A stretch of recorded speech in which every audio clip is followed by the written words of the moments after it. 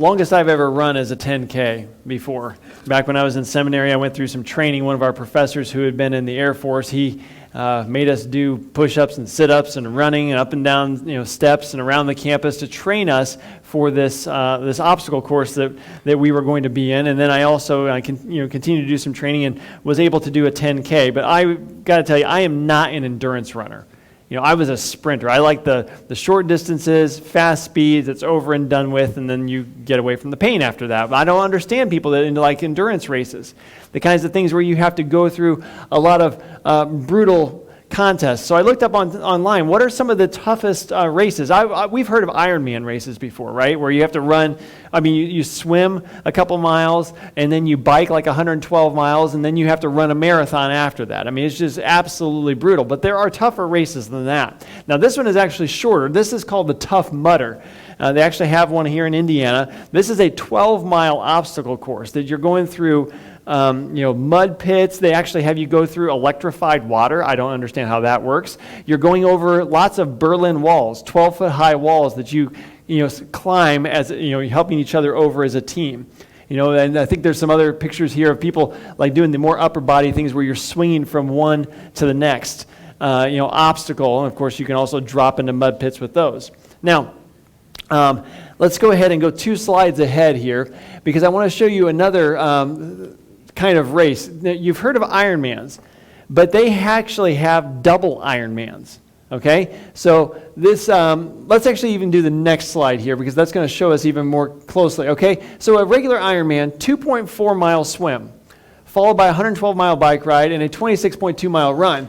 But they have doubles where you can do this, where you're actually going and having to do a 52-mile run after all those other brutal things. But it gets worse. Let's go to the next slide. They have the triple, okay? Swimming 7 miles, biking 336 miles, and then running 78.6 miles. And then there's a quad, all right? 12 miles, whoops, let's go back. Let's go back to that slide. 12 miles swim, 560 miles on a bike, and then running 131 miles. That calls for some serious endurance and probably mental help, I'm thinking as well. Who would want to punish themselves in that way? It calls for endurance. And endurance is something that you have to build up to. It's something that you have to train for to have that kind of endurance. Now, we are going through the book of Hebrews. And as we have been going through Hebrews, we are learning a little bit about endurance. We're going to learn a lot more about it this morning, and specifically something that you have to endure and how you go about that. But I want to back us up into chapter 10, verse 36 for starters. So turn in your Bibles to the book of Hebrews, and in 10:36, we are told, "You have need of endurance, so that when you have done the will of God, you may receive what was promised." Did you know that you can do the will of God and then stop doing the will of God and fail to receive the promises? It is only those who endure to the end that receive his promises. Jesus said, it is those who endure to the end who are saved. It doesn't matter if you have done it, you need to continue doing. And that's what the author of Hebrews is talking about. He's telling them, don't give up. And so he gives lots of examples of people that we saw last week as we went through the Museum of Faith in Hebrews 11. Lots of people who endured, who did the right thing, who trusted God all the way till the end. Some of them even to the point of surrendering their lives in brutal and horrific ways. But they stayed faithful to God all the way till the end. And as we were exiting the Museum of Faith last week, we saw these words from chapter 11, verses 39 and 40. All these examples, having gained approval or obtained a testimony through their faith, did not receive what was promised because God had provided something better for us so that apart from us, they would not be made perfect. So now today what we are going to do is see, just like these examples that we saw in Hebrews 11, he's going to bring it to where we are today and said, you have need of learning how to run with endurance. We're going to learn about endurance running. Okay? So, let's go ahead and read now. I'm going to read chapter 12, verses 1 through 3. Okay? Chapter 12, verses 1 through 3. Therefore, since we have so great a cloud of witnesses surrounding us, let us lay aside every encumbrance and the sin that so easily entangles us, and let us run with endurance the race that is set before us, fixing our eyes on Jesus, the author and perfecter of our faith, who for the joy set before him endured the cross, despising the shame, and sat down at the right hand of the throne of God. For consider him who has endured such hostility by sinners against himself, so that you will not grow weary and lose heart. Literally, you're not going to have fainting of soul. You need to endure and don't pass out along the way. Don't give up. Don't step off the race course. Endure all the way till the end. So when it comes to endurance running, we see some different people who are a part of this race, okay? Or at least that are a part of this spectacle of racing. Okay, the first is those behind us, the cloud of witnesses that was referenced. Now, this is referring back to those that were just mentioned in Hebrews 11. Now, when you think of a cloud of witnesses, think of a racetrack, okay? And I'm not talking an auto racing track. I'm talking back in Roman times. They had some stadiums. There's one of them that could hold 200,000 people. There's a racetrack around there, the Roman circus. Now, when we think circus, we think clowns and animals, okay? But circus is a circuit, okay? It's a place where they would do chariot races, other places where they would do foot races. People would watch the competitions. Now, when you think of the cloud of witnesses, my first thought is all the people in the stands that are watching us. Okay, those who are witnessing what we're doing. But if you remember from last week, the cloud of the witnesses that were talked about in Hebrews 11 was not just those who were watching, but those who were giving a witness, giving a testimony. All these people gave testimony through their actions of faithfulness. And God testified about them by accepting their service, their sacrifices. God was willing to say, I claim that person. So the cloud of witnesses, don't think just a crowd of spectators, but think a group of people who are testifying along with us. God is faithful. His word is to be trusted. So we need to be encouraged by the cloud of witnesses that have gone before us. But we also need to look at those who are beside us too in the race, those who are running along with us. So in Hebrews chapter 13, just one chapter over, verse 7, it says, remember those who led you, who spoke the word of God to you, and consider the result of their conduct, imitate their faith. Remember the people around you who are faithful. I'm sure that all of you can think of individuals who have walked with God faithfully. Some of them who have maybe already passed on, some who are in your lives right now. These are people that I look to as an example of faith. Those are the people who are running beside us, those who are still in the race with us. Now, that song that we sang about Daddy's hands, okay, looking back at a dad who is faithful, some of you have dads that you could look at as very good and godly examples. Some don't. But think of the other people in your life, friends, family members, other church members, people who are examples of faith. And we are supposed to imitate that. God has given us living examples right along with us that we can look at. Now, in 2 Timothy chapter 3, it talks about how there is, Paul is speaking with Timothy about the example that he was to Timothy. So 2 Timothy 3, I'll read to you verses 10 through 14. Now you, Timothy, followed my teaching, conduct, purpose, faith, patience, love, perseverance. You could read endurance there. Persecutions and sufferings, such as happened to me in Antioch and Iconium and Lystra. What persecutions I endured, and out of all of them, the Lord rescued me. Indeed, all who desire to live a godly life in Christ Jesus will be persecuted. But evil men and impostors will proceed from bad to worse, deceiving and being deceived. You, however, Timothy, continue in the things you have learned and become convinced of, knowing from whom you learned them. Paul says, I was an example. Follow my example. But God has given you lots of other examples. So when you are tempted to slack off, to step off the course, say, I just want to give up, it's helpful to have another person there with you. When I ran, I didn't run the Tough Mudder, but I did do a Spartan race. And I did it twice. And one time, it was myself who was in my 20s and fairly fit. Another guy who was like about 30 years old was really fit, ran with us. And we also had the school librarian. Okay? Middle-aged lady, is not nearly as fit as the other people on our team. But I got to tell you, Jason, the 30-year-old really fit guy there with us, he was constantly encouraging her along the way. You can do this. Put his hand on her back. He's like, come on, you can do this. You can climb this wall. Just a little more. Keep running. Constant encouragement along the way. And that's what we need to be doing for each other, is giving that encouragement. God has given us not just examples, he has given us people to run with us who can encourage us along the way. But ultimately, it's not so much the people beside us and their example as the fact that they are imitating the greatest example.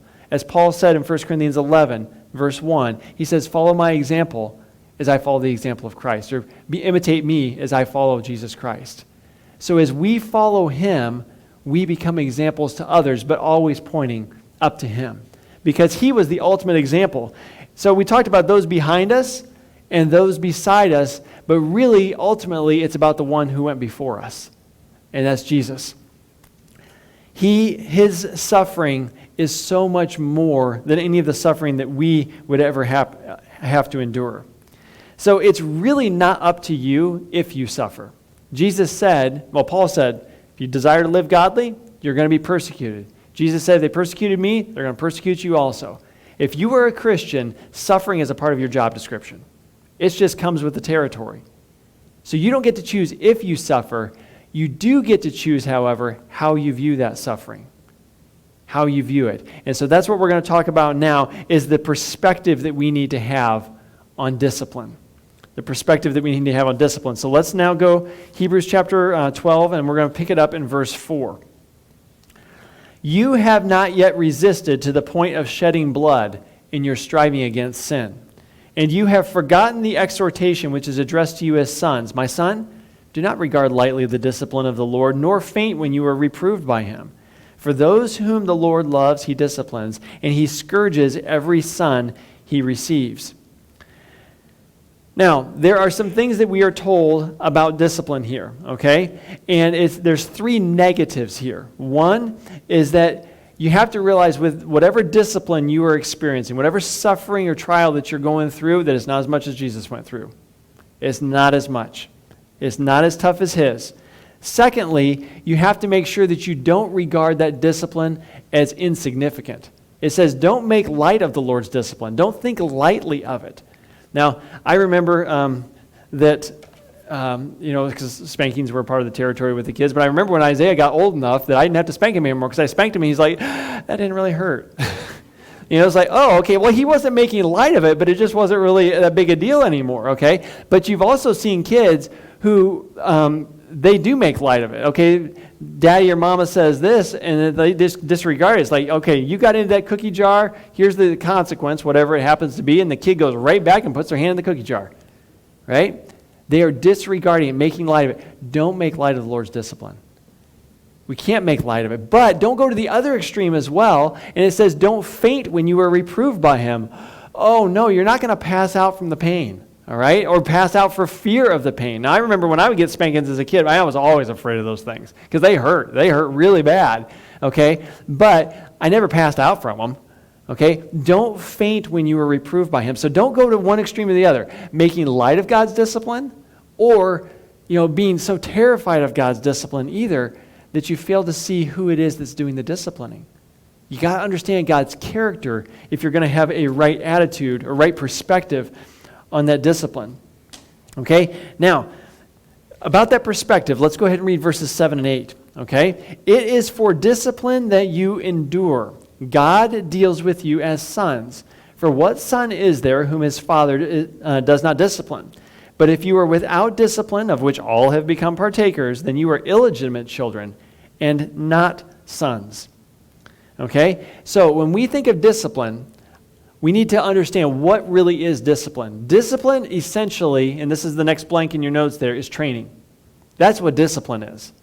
Discipline is training. Don't just think punishment when you think discipline. Okay, that's a part of it, but there's a lot of things that discipline includes. Now, for God, though, with his discipline, it's not just training. It is a loving father training his child. When God disciplines, it is a loving father training his child. And you have to understand that. Now, I know that can be difficult depending on your upbringing. Some people had, dads that were absent or a dad who was abusive. Okay, so it might be hard for us to get past that. But let's let God define his own character here. If you had a really good and loving father, that's fine. Let that reinforce God's character here. If you didn't, latch on to what God says about himself. It is a loving father training his child. Now, discipline includes a lot of things, okay? It's instruction and examples. Okay, this is what you need to do, and I'm going to show you how to do it. Okay, God sent Jesus who showed us how to live a godly life here on earth. It's encouragement and it's love. That's a part of discipline as well. Hey, you're doing great. Keep it up. Okay, it is also responsibilities and challenges. Just like a good father will say, okay, you've learned this, now let me teach you something else. You can do more, going to stretch, going to cause you to grow and train, because you don't want your child to stay at 5 years old. Okay, you train them for more. You train them for more. Okay, you don't let your 5-year-old drive the car, but by the time they're 25, they better have learned how to do it, right? Okay, somewhere along the way, you need to instruct them on how to do these things. So it's training, part of training and disciplining is stretching them to grow. Okay, but it also is rules. There are things you must do. There are things you must not do. That is a part of it as well. No loving parent is going to say there's no rules. Rules are an expression of love, and so are results. If you follow the rule, here's the result. If you don't follow the rule, here's the result. Okay, there has to be consequences, positive and negative, for keeping or not keeping the rules. That's just a part of loving parenting. Okay, so we're going to see now what are some of the results of discipline. When God disciplines us, what should be the result? And keep in mind, discipline as full orb training. The encouragement, the correction, the painful part of discipline, when necessary, God does all of that. Okay, so what are the results of discipline? First, it is a reaffirmation of relationship. That's what we just saw. God is treating you as sons. If you are not his child, he will not discipline you. Right? Now, God is going to judge and punish, and we'll talk about that later, for people that are not his children. But for those who are his children, when he disciplines you, it is to say, you are my son, you are my daughter, you are my beloved child. Now, all of us who are parents know that we have made discipline mistakes with our kids. When we corrected them when we shouldn't have, we were a little too lax in this area when we shouldn't have been. Okay, and my dad made mistakes too, but there's one thing that he did consistently correct. And I've told you about this before, but if I was to get a spanking, okay, because I'd done something wrong, he would sit me down, he would say, here's why you're getting the spanking. Then I had to explain it back to him and tell him why I was getting a spanking to make sure that I understood. And then I would get the spanking, and boy, did that thing hurt. But then I would always get a hug. I cannot remember a time that my dad ever spanked me that I didn't have a hug at the end. There was always the reaffirmation of relationship. You are my son. And I know my dad he's right now watching this right now, but he will later this afternoon. And thank you, Papa, for doing that, because it made a huge difference in who I am today. I remember one time there was another man present when my dad had to give me, when I had to give a spanking to one of my kids, to Isaiah actually. And this other guy said, he saw that I gave him that hug afterwards and told him I love him. And the guy said, it's like, don't do that. You're going to confuse the kid. Because the fact that there was the discipline, the punishment part, but then there was the affirmation of love, and they seem contradictory. But that's actually the complete opposite. No, that doesn't confuse, because it's reaffirming the truth. Okay, yes, there's the painful part, but all of that is an expression of relationship. The pain and the hug. And you have to have both, and God consistently does both with us. In Proverbs chapter 3, verse 24, I think I've got it up here on the screens for us. Proverbs 3:24. Do we not have that up there? Okay, I'll go ahead and look it up for you. We are told... is that 3:24? 13:24. That makes more sense. Okay. He who withholds the rod hates his son, but he who loves him disciplines him diligently. We have all seen the results of children who are not disciplined well. And we need to make sure that we are doing both. Okay. Now, it is more than just reassuring of relationships. So back in Hebrews now, chapter 12, and we're going to look at verses 9 through 11. Furthermore, we had earthly fathers to discipline us, and we respected them. Shall we not much rather be subject to the Father of spirits and live? For they disciplined us for a short time as seemed best to them, but he disciplines us for our good so that we may share his holiness. All discipline for the moment seems not to be joyful, but sorrowful. Yet to those who have been trained by it, afterwards it yields the peaceful fruit of righteousness. Okay? A few other results of discipline that are mentioned here. One is respect for authority. Respect for authority. Okay?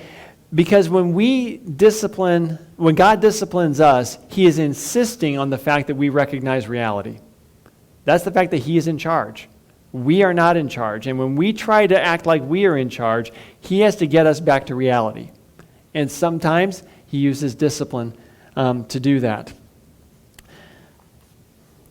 If I mention an undisciplined child, the first thing that comes to my mind, might come to yours as well, is being in the grocery store line, right? As the checkout, and a kid gets up there, and they're in the cart, and they're reaching out for whatever the impulse buy is on that little rack of stuff there, okay? And the parent says no, and the child's probably, I want it, and then back and forth, and there's this like whining and arguing match, and sometimes there's the countdown. If I count to 3, you better, okay, all that kind of stuff. That's a child who is not disciplined, and they're not going to respect the yes or the no of their parent. The problem is that undisciplined children grow up to be undisciplined adults. And you guys have all seen the results of that as well. And we don't have to go through all the individual scenarios of that, but people who have not learned discipline as a child grow to be undisciplined adults. The problem is that a lack of discipline always brings problems. It's just the problems get bigger the older you get. And so those can have much more severe consequences. God, by giving us discipline, is showing his love for us. Now, as a pastor, I have had the privilege of doing a lot of funerals. And one of the things that I have seen very consistently happen is that the family that I'm meeting with, the children and grandchildren of the person who has passed away, they will often talk about, oh yeah, boy, I remember one time that this is what my dad did when I lied about such and such, and here's the consequence that I got. Or, boy, I had to go out and pick my own switch, for this. Or, boy, the time that I came home drunk, and this is what my dad did to me. And the thing is they are almost always smiling when they say it. When they're relating these stories, they are looking back and saying, man, the respect I have for my dad, or sometimes for my mom, because of the fact that they enforce the discipline. They love me enough. And as a 40, 50, 60, or 70-year-old adult, they're realizing now that was love. And so they're looking back on a painful situation, and they are smiling as they're relating it to me about how they got a whooping or they got some other consequence.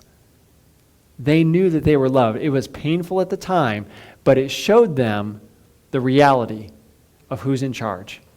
And a parent has to institute that respect for authority, because who is the ultimate authority? God is. And one day, every one of us is going to stand before that person. And if our parents didn't teach us there is authority to be respected, that person is not going to grow to respect God. And the consequences for that are eternal. We have to understand. And so when God disciplines us, just like when our fathers hopefully lovingly disciplined us, they were saying there is an authority that has to be respected. Insist on respect for authority, because that is reality. And when God lovingly disciplines us, he's just getting us to wake up to reality, getting us to realize it. Now, also, it says that we may share in his holiness. That's another result, is holiness. Excuse me. Because just like a child often grows up to be like their parents, good or bad, okay, God disciplines us so that we will grow up to be like him, that we will be more holy people, obeying, loving, respecting, all of those things, that we get to start reflecting more and more his character. Now, if you want to test how you are responding to discipline, just see, are you growing to be more and more like him, especially in times of trial, in times of difficulty? When you have gone through difficult situations, did you come out on the back end of that looking more like God in your character? That means that you're learning from his discipline. Okay? Now, the last result of discipline, it says the peaceful fruit of righteousness. the peaceful fruit of righteousness. There is a righteous standard that God wants us to follow. And when we follow that, there is going to be a result or a fruit that comes from it. We've got planter boxes out on our patio. We gave up on the whole in-ground gardening thing. It's too far away. Just make it easy, okay? So we planted some things, but I got to tell you, every one of those plants that comes up is based on the seed that we put in. We got the basil, we got the tomatoes, we got the zucchinis. Those things that are coming up is because that's what was planted. If you will plant righteousness, you will yield the fruit of righteousness. Now, if you want a couple of examples of that, I'm going to give you two passages you can write down to look at later. We're not going to read them right now, okay? Deuteronomy 28 and Matthew 5. Okay, Deuteronomy 28 is a chapter full of blessings and curses. The first 14 verses of that chapter are all the blessings that God will give for your obedience to Him. And you look through that, that's a whole list of things I want to have in my life. Now, you can go on to the rest of the chapter. It says, here's what's going to happen if you disobey. Okay, but when we're talking about the peaceful fruit of righteousness, read the first 14 verses of Deuteronomy 28 or Matthew 5, 3 through 12, which is the Beatitudes. Blessed are the poor in spirit, blessed are those who mourn, and so on and so forth. It says, blessed are you if this is true in your life. Okay, so if you want to be blessed, if you want to have the fruit of righteousness, follow after God, doing what is right, and you will reap blessings from it. Doesn't mean everything's going to be fine. There will be trials, there will be heartaches and such, but in the end, you are going to be blessed if you follow. So, but it says that there's a qualifying statement. It's the peaceful fruit of righteousness for those who have been trained by it. You have to be trained. Now, that doesn't mean you just have to go through training. It means you have to get something out of that training. Okay? I took 5 years or so of piano lessons when I was a kid. I can't really play piano now. Okay? I had some training, but I didn't stick with it. All right? I took 3 years of Spanish in high school, and I recuerdo poquito now. Okay? I remember very little of my Spanish training from in high school. Okay? I went through training. That didn't mean I was trained. God can discipline you, and you can still come out to be an undisciplined person. It depends. Are you going to receive it? Are you going to submit to it? Are you going to say, God, I am receiving your discipline, and I am letting myself be trained by this. I want to be a different person on the backside of this, as you've done something to my backside here, and it's not feeling very good. I want to be different later. I want to be trained by it. So, let me ask this question. Are you sitting through training, or are you being trained? Most of you in your jobs have had to sit through some pretty boring training things, right? Okay, I'm just getting through this. When's this going to be over with? You can sit through training or you can get trained. When it comes to God's discipline, are you just sitting through it or are you being trained by it? Now, we were told at the beginning of chapter 12 that we should not grow weary and give up. Okay, chapter 12, verse 3. Don't grow weary and give up. Now, our last point for the message this morning is to get it straight. Get it straight, and this comes from verses 12 and 13, okay? Therefore, strengthen the hands that are weak and the knees that are feeble, and make straight paths for your feet, so that the limb which is lame may not be put out of joint, but rather be healed. Now, again, this is in the context of discipline. And he's saying you need to strengthen and you need to straighten. And literally, that one where it says to strengthen the hands that are weak, that's really to straighten them. So if you think of a person whose arms are growing limp and they're just kind of hanging here like this, no, straighten them up. Get a grip. Hang on. Keep going. Don't give up when you are disciplined. Don't grow weary in doing the right thing over and over again. These Christians here have suffered for their faith, and they are being tempted to give up and revert back to their old Jewish ways. And he's saying, hang on, stay strong, stand up, gut through this thing, and keep going. God's discipline is for our strengthening, it is for our straightening, and it is for healing our deficiencies. He talks about that which is in bad shape can be healed. All of us come to God with deficiencies, things that we lack. And He's about the business of strengthening us and filling in those gaps in our lives so that we can look more like Him. When people are working out, they like to have things that motivate them. Some people play, music to kind of keep them going. Okay, some people put up motivational posters. I love this one here. I got a picture of a T-shirt up here that shows you it's not the official Marine Corps motto, but I'm sure this is one that you hear from the drill instructors. Pain, that's just weakness leaving the body. Are you hurting? It's because I'm making you stronger. And that's exactly what God's doing for us too. When we are experiencing pain, it is for the purpose of building us up to be strong. It's just weakness leaving our character.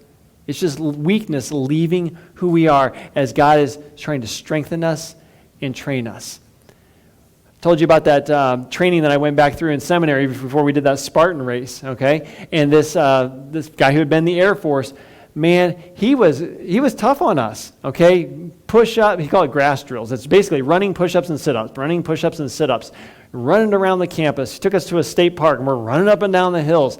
We had this one spot at the seminary where there was a dorm that was down at the bottom of a hill, and to get up to the rest of the campus, you had to climb 120 steps, okay? And so that was a part of our route. So we are running. I got to say, the first time I got up those steps, everybody just had to leave me, and I thought I was going to leave my lunch there because it hurt so bad. But by the end of that training, I could run the whole lap up those steps, and boom. I could carry somebody up those steps if I had to. Daryl, you waving at me? Yeah, I ran across the country the 2 miles when I was in high school, and the coach had above the locker room, the secret to winning is pain, agony, and suffering. And he really believed in that in practice. The secret to winning is pain, agony, and suffering. Yeah, very true. And that God puts us through that sometimes as a result of our disobedience, and sometimes not as the result of our disobedience. If you want to know an example of that, Jesus. Did he ever sin? Did he deserve to suffer? No. God put him through that, and that allowed him to accomplish God's will for him. So sometimes God will bring pain, discipline, difficulty into your life because you have done wrong and he's trying to get you back on the path. Other times, it's just to strengthen you. It's just to grow you. He knows that he has much more planned for you and that he is able to do much more through you, but he has to put you through some pain to get you there. So, as you are thinking of God's loving discipline, embrace his discipline and say, I will be trained by this. So next time that you are suffering some pain, some agony, you're going through some difficulty, God, I receive this as being allowed by you. Why are you doing that? You can ask him why. It may be he's saying, you need to repent from this. You need to stop doing that. You need to start doing this because you've been slacking off. Or it could just be, you know what, I'm growing you. Trust me. Trust me as you are going through this. But whatever it is, don't treat God's discipline lightly and don't faint from it. Just say, God, I'm trusting in you. You know what I can handle. I'm going to go grow me through this. Complete submission. So as we have our closing song, I know some of you are going through pain right now. Some of you, I can see you've got physical pain right now. Some of you, there are other pains that you are going through. Some of you, it's just the pain of uncertainty. I'm not sure what's coming, and it's bothering me. But in all of it, God, you've allowed this pain into my life. You're going to grow me through this. I receive it. So as we have this closing song, you're welcome to come forward. You can kneel, slip in the pew beside me if you want somebody to pray with you. Or you can just stand there and you can do this. Open your hand. God, I'm receiving. I am receiving what you're giving me, even if it's painful. Even if it's not something that I would want, it's from you. I know it's good. And so as we're singing, just open your hands as a kind of a symbol and say, God, I receive.